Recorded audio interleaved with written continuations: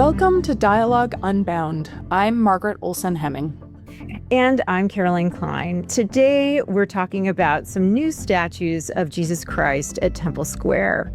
The church revealed these statues in the spring of this year. And for this episode, we want to talk specifically about two striking bronze sculptures that depict Christ in moments of suffering. One in Gethsemane and one carrying the cross on his way to Calvary. The church describes them as depicting transcendent moments in Christ's life and ministry. They were created by artists Michael Hall and husband and wife team Stephanie and Roger Hunt. They are very different from the Christ statues the LDS Church has displayed in the past, particularly the Christus statue by Danish artist Bertel Thorvaldsen.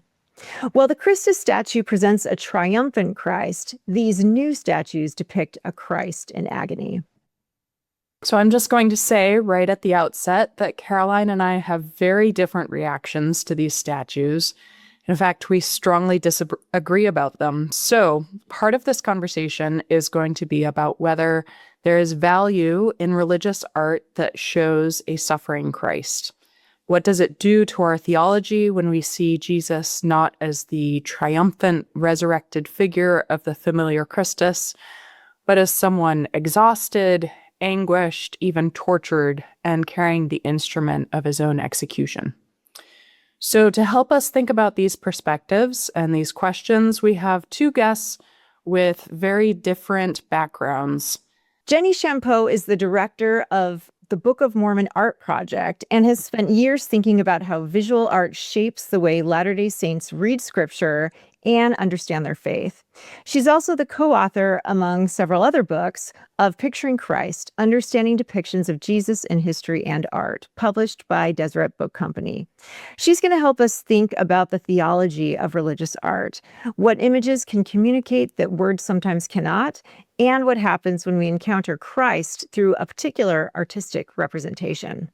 And Mike Huston is the author of the winter 2023 dialogue essay, Racial Innocence and the Christus-Based Latter-day Saints Symbol, which examines the LDS Church's use of the Christus statue and the cultural and theological meanings attached to its depiction of a white Christ.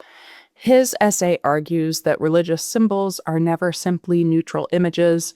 They carry histories and cultural assumptions with them. Thanks to both of you for being here. Glad to be here. Thank you.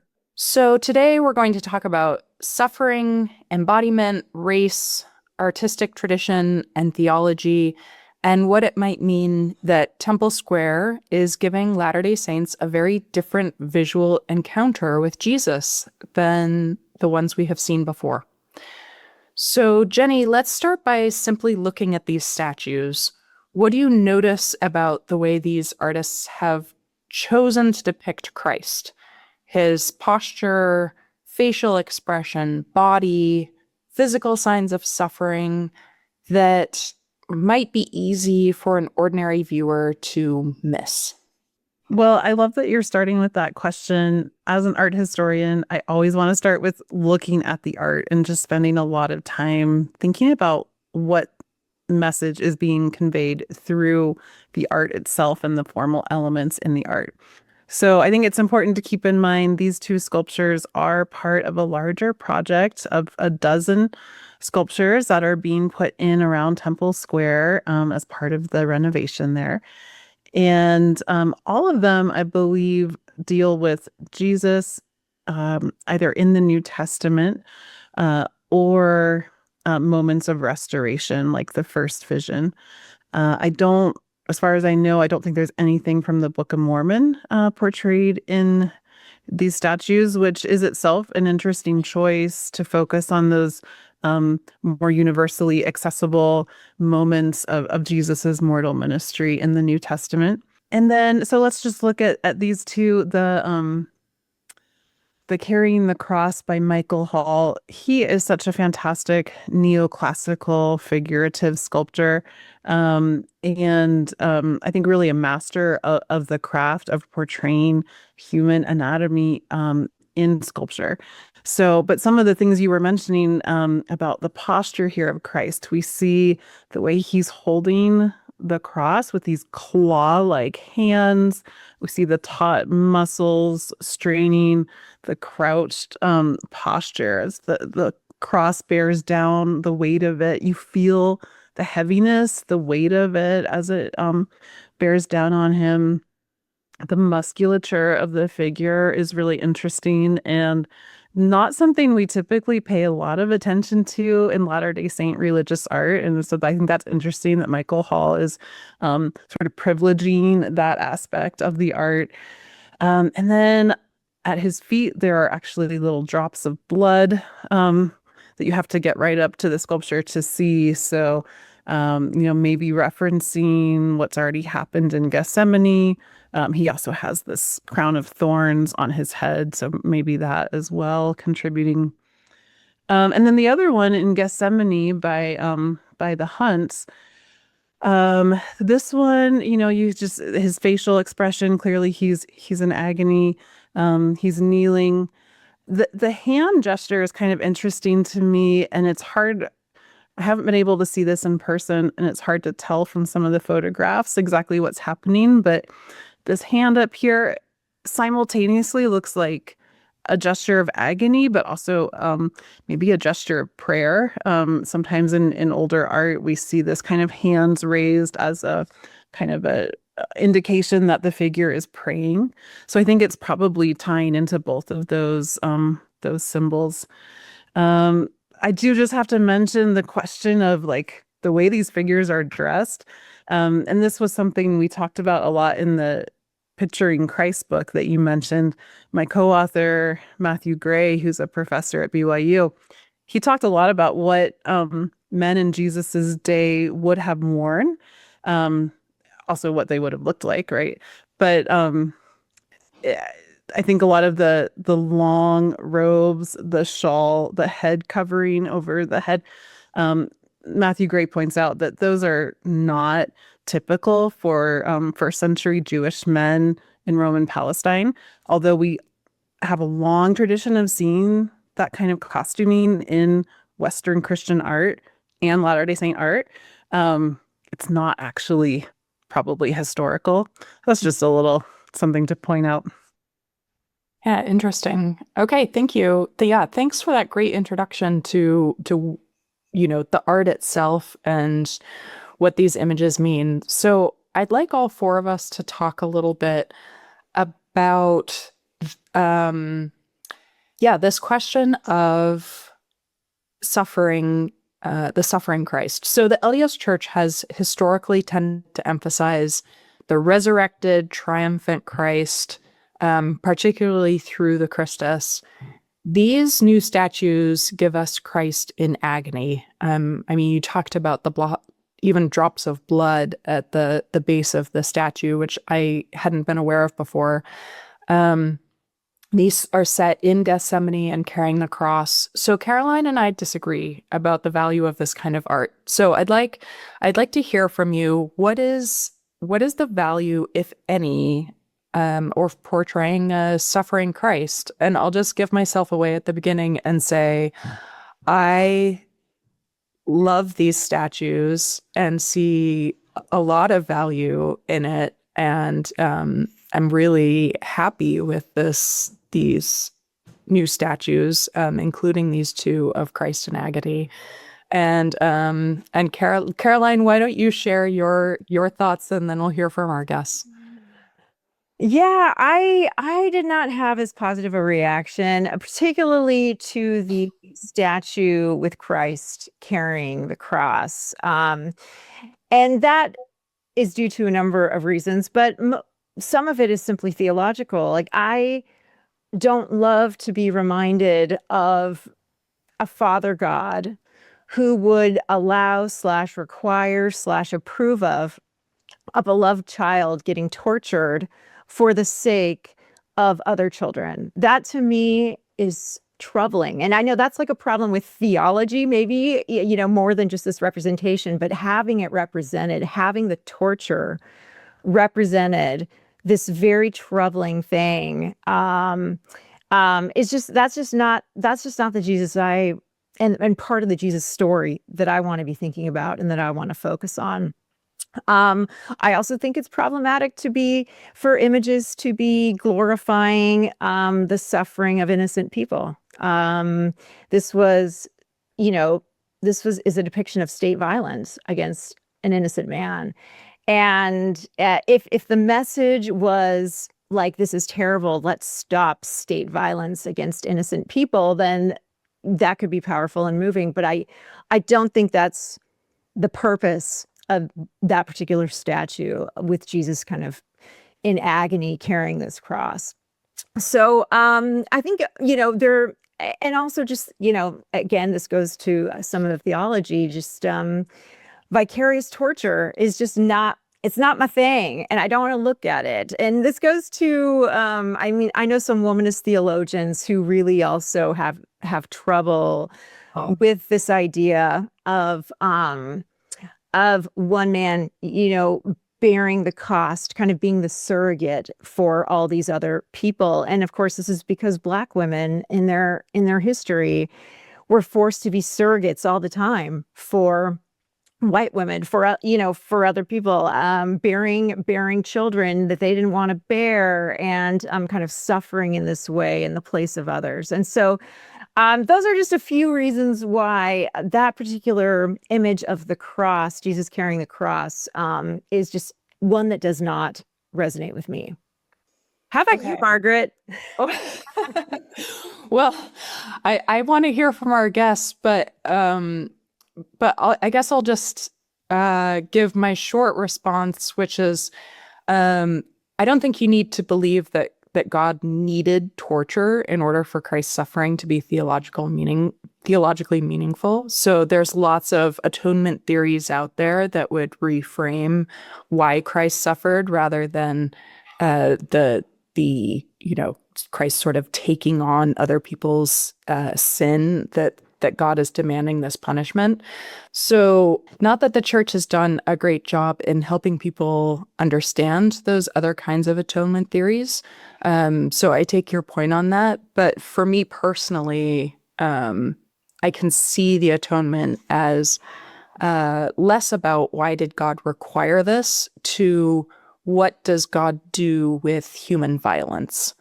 And the crucifixion can be understood as humanity doing its worst to Jesus, while God responds to that violence with resurrection rather than retaliation. And I think James Cone is really useful there, because for Cone, the crucified Christ matters because God is in solidarity with the crucified and with the suffering.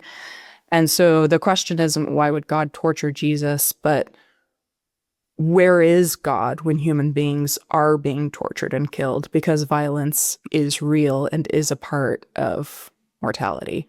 Okay, so I really want to hear from Jenny and Mike on this. Mike, do you want to go first? Yeah, I'll go first because I feel like what I'm going to say is going to build off what Carolyn and Margaret said anyway. So first of all, I actually the image of Christ carrying the cross is a striking image. It actually reminds me a little bit of El Greco and the sort of like twisty bodies that he does. But I love him, so I maybe have a little bit of bias towards a sculpture that kind of reminds me of that. I think the core question comes down ultimately to what we do with the image, how we treat it. And I think that's what both of you are getting at. If the image is used to reinforce, to name it specifically, like a penal substitutionary model of atonement theory, where the idea is, look at what you made Jesus go through, you better feel bad or else it was wasted. It's not good in my view. I do think, though, there are lots of options in atonement theory that allow you to move beyond that. Like you pointed to James Cone, the liberation theorists, I think do a really interesting job with talking about God choosing sides, being willing to join in solidarity. I think Elizabeth A. Johnson, one of my favorite theologians, she's taken that even a step further and talks about the idea that Jesus wasn't required to be killed, but rather in the act of in the act of suffering, enters into solidarity with all things that die, because she notes that the creation process itself is filled with death. That's how it works, is things are born and then die and then evolve out. And so, like, what happens to the bear and the deer and the bat? And she says the atonement is as much for them as it is for anybody else, which I find to be a really touching idea. But all of this gets to the point that these images aren't neutral. There's no just sort of like, they don't have an inherent meaning. We layer meaning on top of them. And I think absent the church doing creative theological work, which heretofore it's not really been interested in, it's mostly just accepted these, the penal substitutionary model is from is a Middle Age theory. It's mostly just absorbed that really unquestionably. And in that view, I think there is the potential for those images to not have the kind of impact that they intended them to have. I also think, Jenny, your point about them being entirely New Testament images is a very interesting one, because there is a homogenization feeling thing that's happening with some of the unique parts of the LDS approach to Christianity being de-emphasized over time. And there's an increasing open arms to things that when I was a kid, like praise music, were really kind of seen as on the margins and really not actually acceptable. And I think images of the tortured Jesus fall into that camp. Like they weren't really okay. And so I really do think this is an interesting trend to watch the church socially try to interact with the world. That was a lot. I'll stop there. Yeah, absolutely. Yeah, this is definitely some kind of, feels like some kind of artistic outreach to mainstream Christianity for sure. Yeah, that's a great point. Jenny. Okay, I have a couple of thoughts. I want to first just, Caroline brought something to my mind with her comment about state violence that I wanted to respond to. I think that was a great point.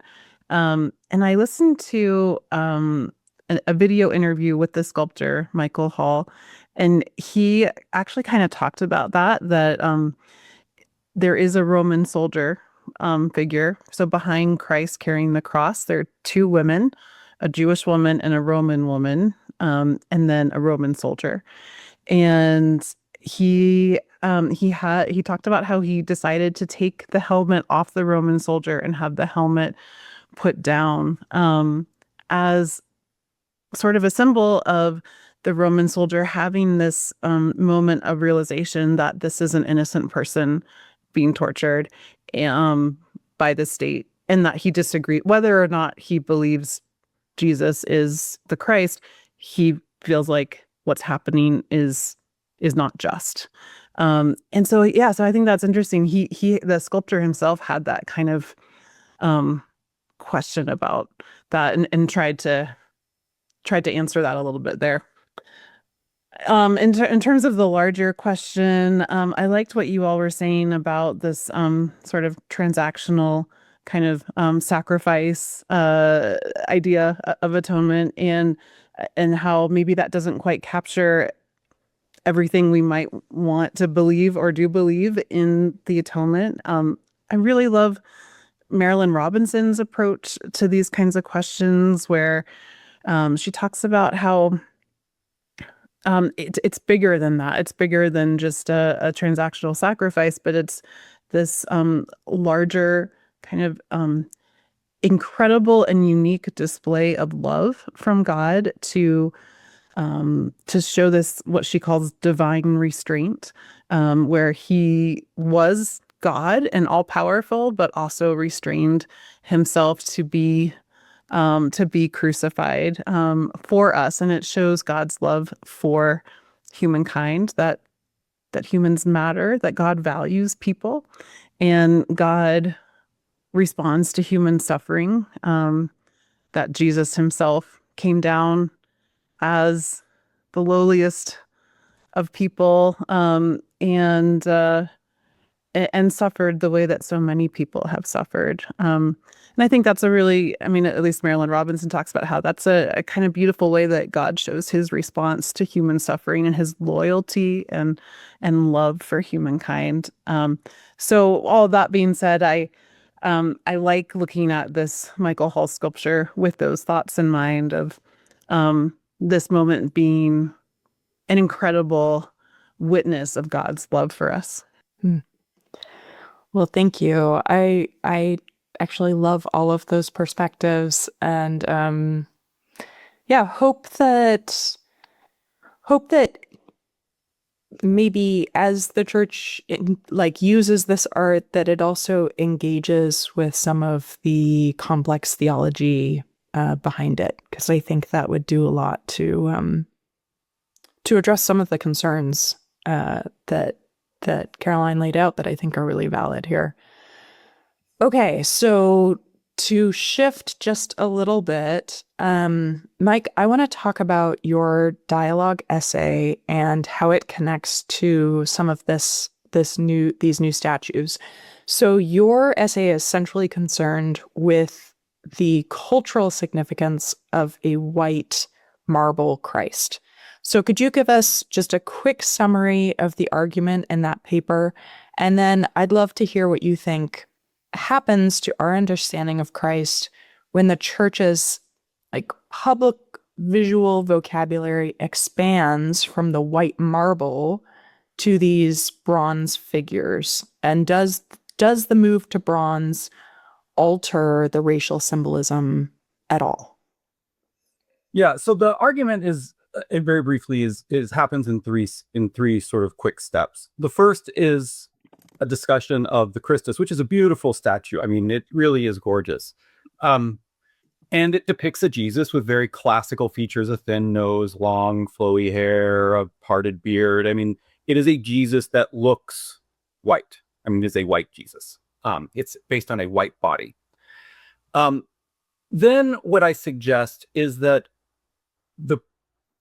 in privileging that particular image without acknowledging the racial component, the church has moved into what is called racial innocence, racial ignorance. They've intentionally not noticed the race.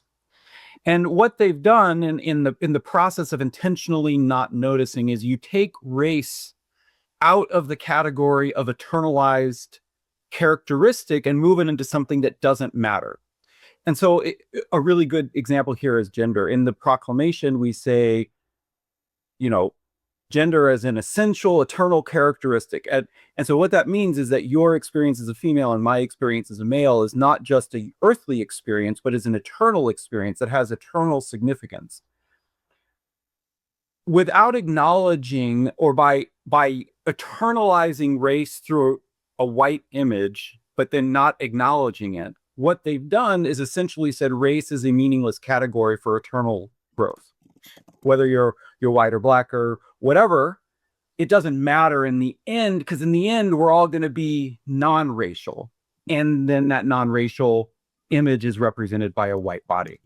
And that's that process of racial innocence, I suggest, is damaging, because we've elided all of the associated dynamics of race, which collide with our institution in some pretty difficult ways, but also collide with people's real lives. And we end up in a space where race doesn't matter, or at least doesn't matter in the eternal world that we imagine. And so the question then becomes, do these new images help? And I think the answer is probably completely unsatisfactory, yes and no. On the one hand, it is valuable to have multiple images of Jesus. It is good that we're starting to expand the visual vocabulary, and that in some of these paintings and sculptures, Jesus doesn't look like a large statuesque Greco-Roman dominant male, right? But I think that only matters to the degree that we acknowledge the racial component of Jesus's person, that Jesus was a male first century Jew living in a Roman occupied area, and that those demographic characteristics are meaningful. And until we can really sort of highlight that they matter, the visual vocabulary just becomes more, I think we flatten it. It's like, oh, look, here's one image of this and one image of that, and they look a little different. Maybe he's even a little more Jewish in one, but but the significance of that doesn't matter.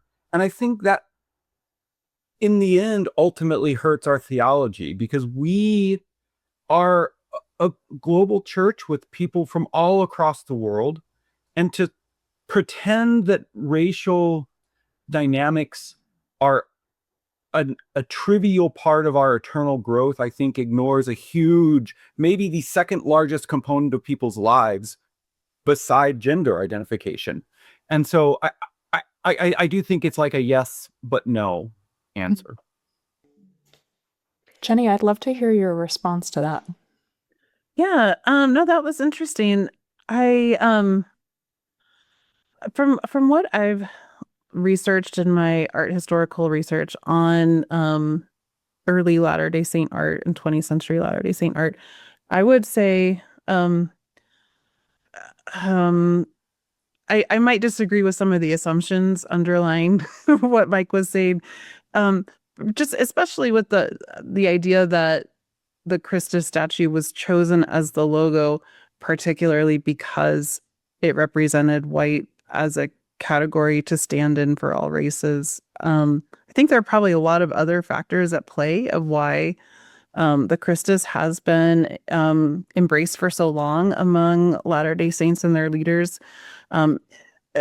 Importantly, among them, just a sort of mid 20th century idea of trying to show that Latter-day Saints are culturally literate and that they know what European high fine art looks like, and that can be part of our identity too, right? For so long, Latter-day Saints have dealt with the kind of narrative, right, that they're backwards or not sophisticated, not cultured. And by adopting high art from classical, neoclassical artists in Europe, they're saying, oh, well, we actually do have good art and we do have culture, and we can be like that too. And then there's just, I mean, there's the whole European heritage of that kind of Western, Northern European white-looking Jesus, which goes, obviously back well before Latter-day Saints adopted that history into their own visual canon. And part of it too is just having symbols in art that people can read.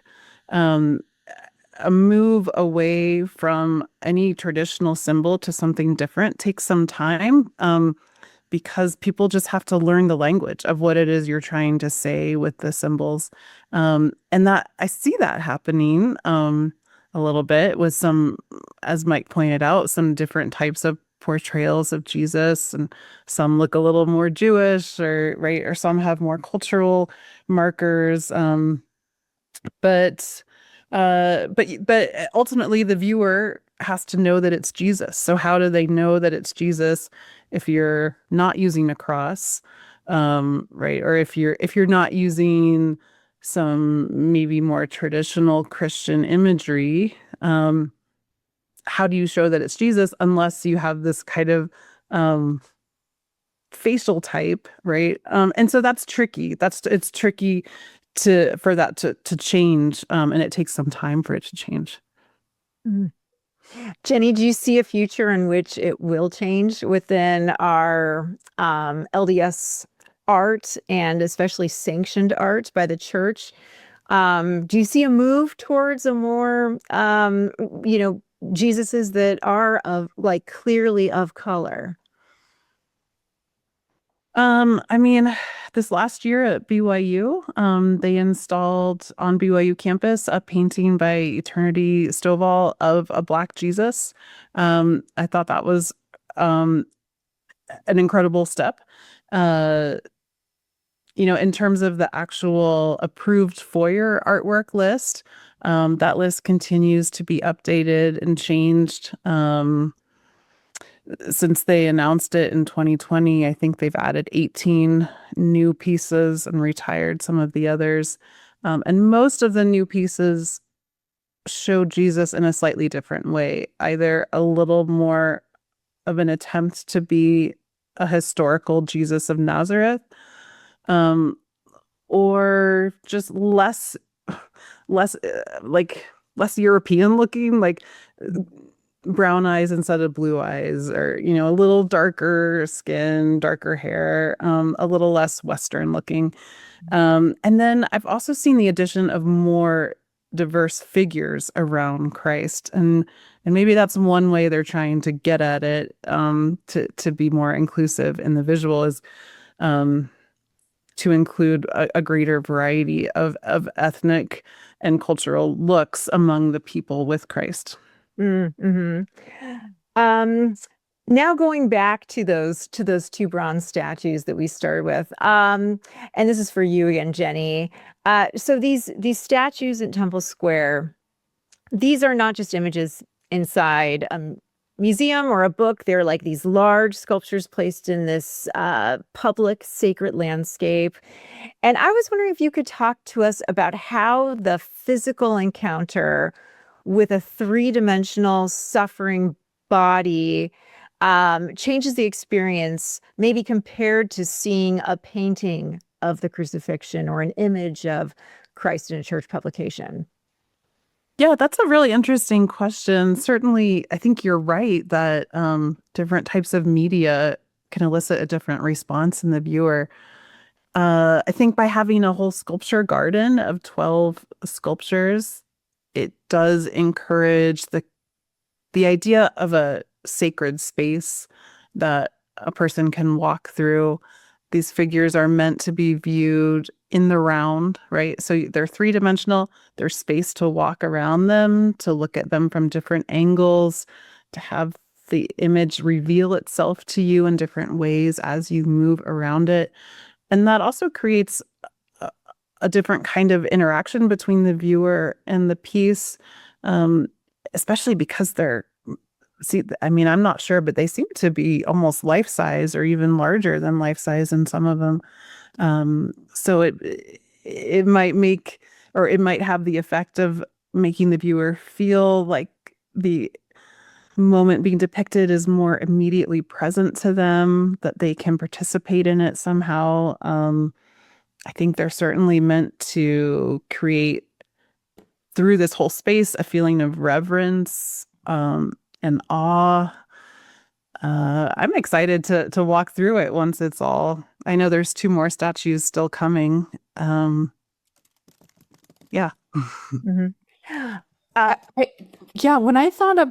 When I was thinking about this issue, particularly with this comparison that we've been talking about with the marble to bronze, it just seems to me like bronze has a very different embodied experience to me, and maybe you disagree, but bronze to me, just like marble, feels sort of like idealization and timelessness and sort of classical perfection, and bronze to me feels like heavier, earthier, more bodily, more sort of materially present. And so to have these sculptures in bronze, to me, feels it particularly of like Christ's New Testament life, a not resurrected Christ, but like a Christ on earth. I think it is, I don't know, I think there is something to that, like that statue versus painting on a wall experience. Margaret, I love that. And I just want to add, that makes me think of all of these statues, they are all very earthbound moments, right? It's not Jesus enthroned in heaven. Yeah. It's not second coming in the clouds. These are earthly moments with humans. Mm-hmm. Right. Yeah, I think if I could add on to that, I think building on that point, I think so partly one of the fun things about looking at art is actually you end up learning a lot more about yourself sometimes in the art and what you, so, I actually learned something about you, Margaret, in the way that you approach Jesus by the way that you understand the statues, right? As a more bodily, embodied, grounded figure. But I do think the images which feel a little more earthy are theologically positive, because we spent a lot of time with this very, very high Christology, and we're really good at it, but we miss the entire, like, the low part of Jesus. And so by bringing that low part forward, I do think it expands not just our visual repertoire, but like our theological discussions can open just a little bit more. I do think having sort of the very large, not ominous, that's probably the part, but very large statue of a resurrected classical Jesus always looming in the background does something. But I appreciate the fact that there is a more embodied depiction, which I hope leads to more discussions of embodied theology, which then I think really does drive us towards a deeper understanding of atonement and atonement theory. So I think it's a really good move for the church, aside from public relations, if we use it. I mean, and that's all it always comes back to. If we use it, if we embrace the bodiliness, the humanness of it, I think it can be really powerful.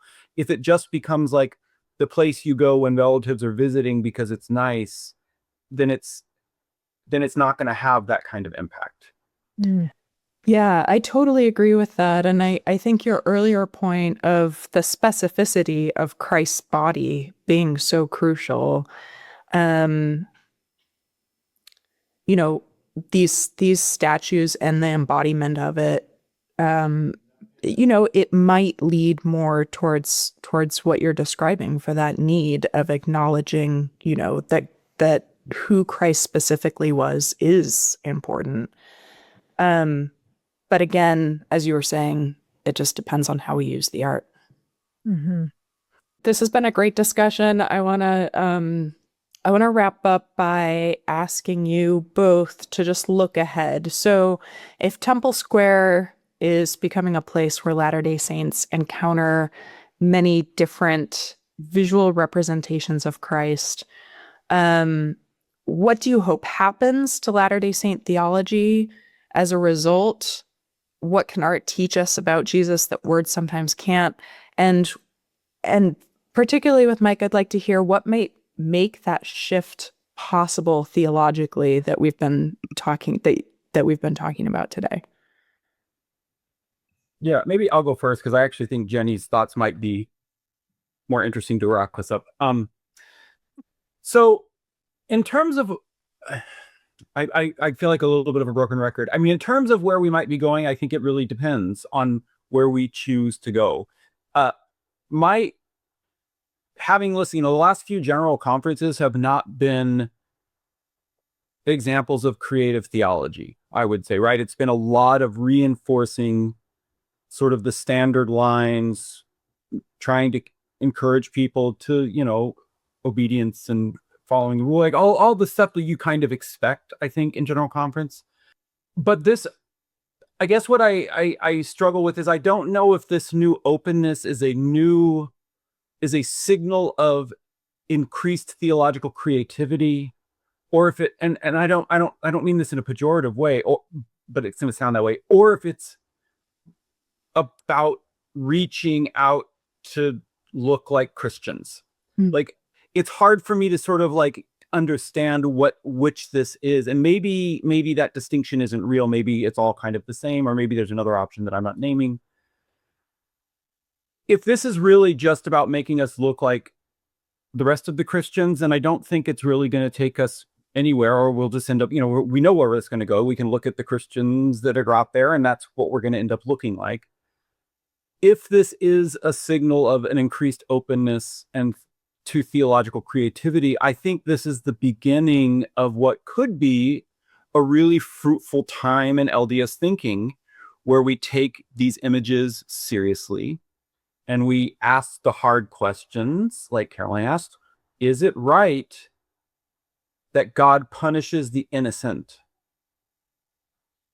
And we grapple with that, and we look and stare at the result, and we wonder what that means. And then we think about what an embodied theology would look like. And we start worrying more about the suffering that we allow to exist than we worry about whether or not we're going to get to heaven. And I think I would love to see us drive that way. And there are so many smart people who are deeply committed to this tradition that could help shepherd us in that direction. And maybe the art is the toe in the door, and that will get us there. I really hope that's what it does. I hope it opens the door for a more robust, creative, thoughtful, theological maturation that starts to really embrace a more holistic and grounded sense of our place in the world and Jesus's role relative to us. Well, thank you. Jenny, how about you? Mike, I love what you said there. I always say art is a gateway drug to theology, because I think you're exactly right. It feels a little less scary and a little more accessible, but art does do theological work. I know that when Michael Hall presented his proposal to the Temple Art Committee and the presiding bishopric for this sculpture, he originally had Christ actually on the cross. And he thought for sure they just weren't going to accept it at all.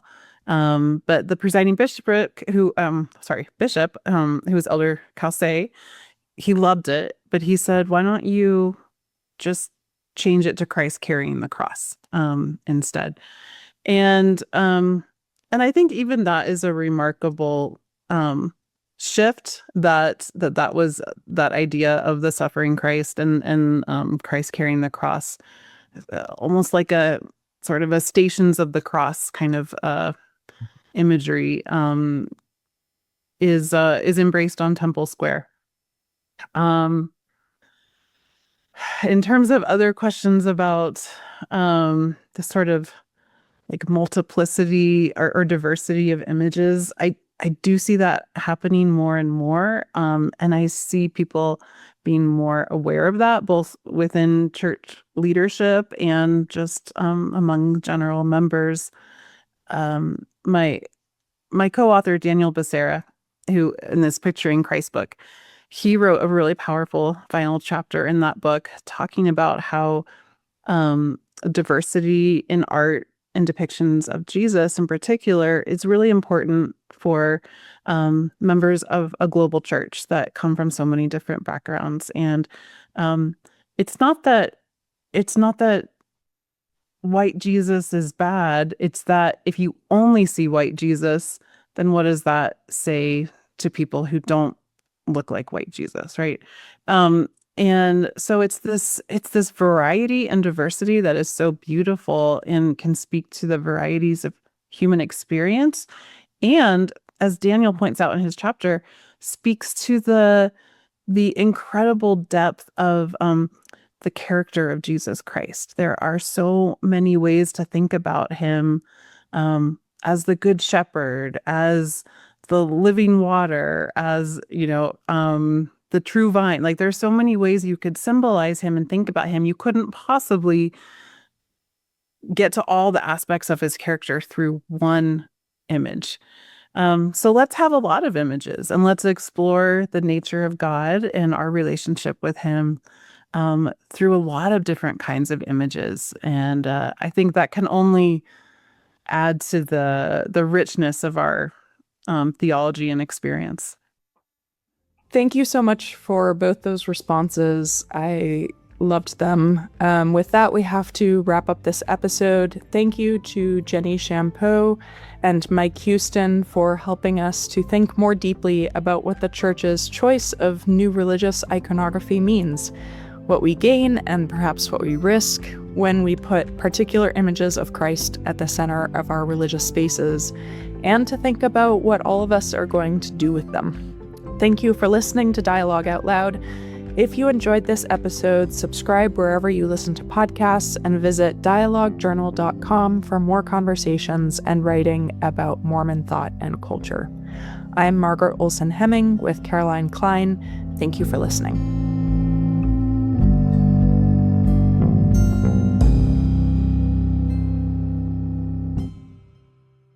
Greetings. My name is Rebecca DeSchweinitz, and I'm thrilled to serve as a board member at the Dialogue Foundation and as one of the hosts of Dialogue Gospel Study. In each episode, which we record live the second and fourth Sunday of every month, we welcome esteemed speakers from a variety of backgrounds to share their insights and perspectives on the Come Follow Me lessons. Our aim is to spark meaningful conversations about the scriptures, to connect them to our personal experiences and to our understandings and explorations of the gospel. To stay in the loop with our upcoming lessons and this opportunity to engage with Mormon thought, culture, and belief, be sure to visit dialoguejournal.com and sign up for our newsletter. By doing so, you'll receive updates and timely links to join our live stream lessons. Additionally, you can catch up on our past guests and episodes by subscribing to Dialogue Journal on YouTube, Facebook, or wherever you listen to podcasts. Dialogue Podcast Network.